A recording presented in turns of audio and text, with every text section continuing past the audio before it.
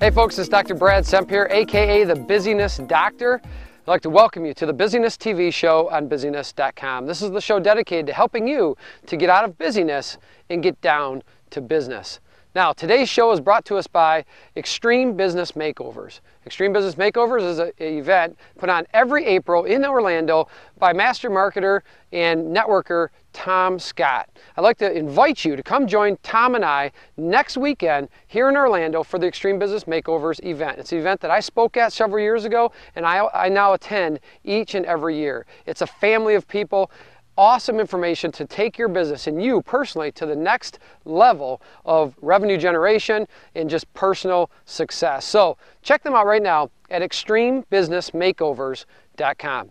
Now, on today's show, before I get into it, I'd just like to say a little different backdrop here, right? Yes, we are away from my desk. We are on location today at the South Lake Little League Complex in Clearmont, Florida. This is where my sons play Little League ball.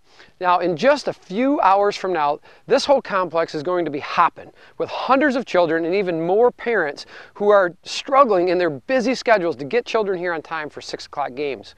Now, just like my wife and I, because in about an hour and a half, Nathan will be playing right here on this field, T-ball. We have to get Owen also at 6 o'clock to another completely different complex for his practice tonight. And then Morgan to another complex for her softball game tonight. So we're living this busyness. We're living this busyness, and that's why I'm coming to you to, hey, learn from me as I try, and let's transform our lives together. In today's show, I'm going to cover active coaching. And then I'm going to jump into a pitching machine. I'm going to show you exactly how a pitching machine can apply to your business. And then I'm going to answer a question in the Ask Dr. Brad segment about kiddos and sports, and wrap up with an Unbusy Minute. It's now time for our Design for Action segment. This is a segment in which we take a look at the way that people design their actions to produce results. Now, rather than allowing actions to control you and being reactive among your day, I want you to be proactive, to take the steps to figure out what results you want to produce and then design the actions to achieve those results. That's what we're talking about here. Now, I want to draw a story from coaching, and I coach my son's Little League team, Owen's team this year, the Texas Rangers. This is a machine pitch league, and I want you to take a look at this video in just a moment.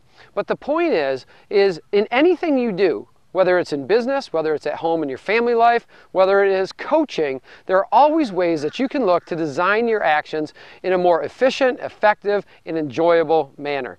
Now, let me set the scene for you here. That is that these kids at this age, there's a pitching machine that's pitching in to the children. There is a catcher. However, only seldom is the catcher able to actually catch the balls and keep them from going back to the backstop. So what happens a lot of times is there's a lot of wasted motion, a lot of wasted time in that the catcher has to stand up, turn around, go back and pick up the ball, come back up near the plate or even before to throw the ball to get it close enough, right? And so what happens is there's just a lot of wasted time and standing around. So what we do from our team is we'll often put a coach behind the catcher against the backstop so that any balls that go by, the coach can actually go grab the ball, take it back, throw it over to the pitcher, and keep things moving very, very quickly here. Not all teams do that, but if you look at that, it makes everything more efficient, more effective, and more enjoyable. It keeps the game moving. It's just a little tweak to something that saves time and makes everything more enjoyable because the game goes faster, the parents like it better, the kids like it better. And so as you watch that video, you can see that just one little tweak in actions really made a difference in a Little League baseball game. And I challenge you, what are the little differences that you can make? What can you change in your actions, either in your life or in your business, to eliminate waste and make things more efficient, effective, and enjoyable? Now, what do you think about that Design for Action segment? I'd love to hear your input. Scroll down below and leave a comment. Engage with me there. I'd love to talk with you in the comments. It's now time for our Oh Crap segment. This is a segment in which we take a look at real-life examples of crappy automated processes. How do those happen?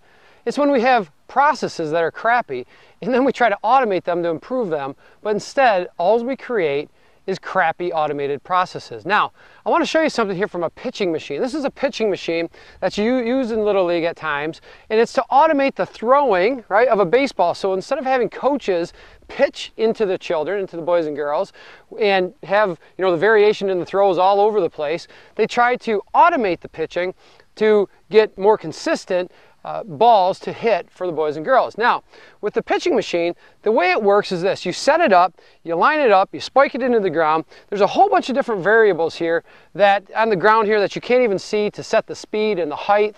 And then there's a whole bunch of other variables that happen when the human, the coach, interacts with this. So watch. If I have two different balls, one of the variables is just in one ball to another, everything changes. Another one is how hard I press down my foot on the pedal. Another one is how far back I put the lever. If I put it all the way back or forward, all of these will cause the ball to go higher or lower or faster or slower. And so the point here, right, is when you set the ball here is to make sure from a process standpoint, whenever the human, the coach in this case, is interacting with the process, that it is consistent. And if there's another coach that comes in and is working with the pitching machine, that it's also consistent.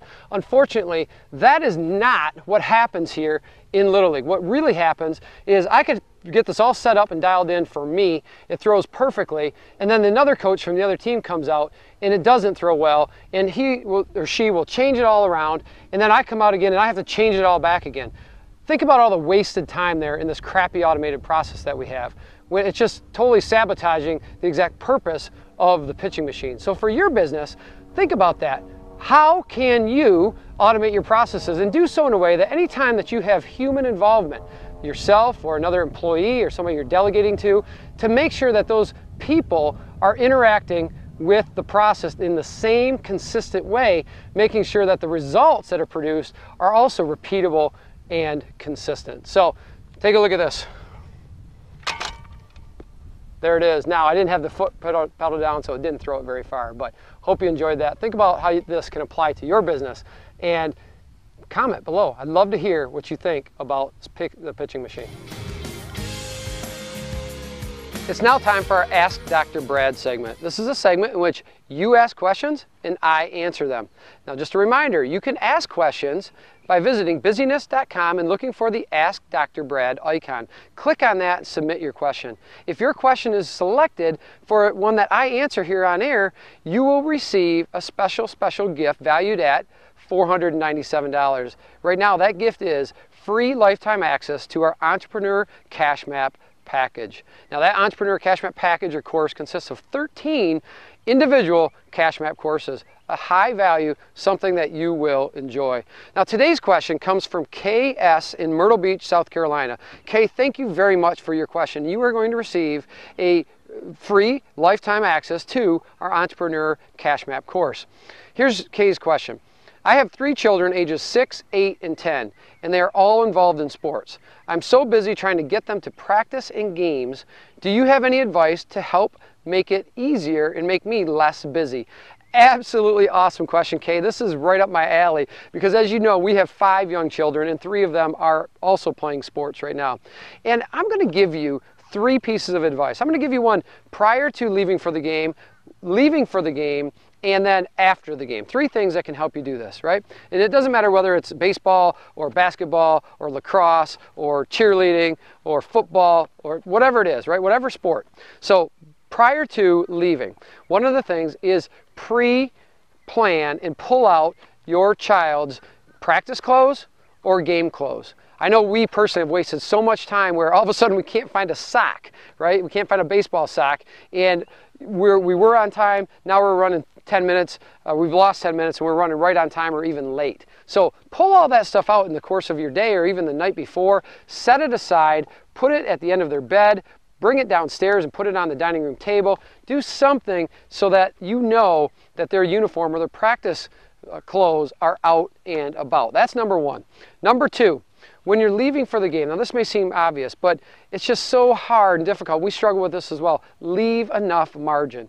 If it's 15 minutes from your house to the sports complex, do not leave 15 minutes earlier. Try to double that time, right? Give your children enough margin so that when they get to the game, they can warm up and they can practice. And Lee and I struggle with this as well. I understand how difficult it is, but number 2 is margin when you're leaving for the game. Number 3 is after the game, post-game tip.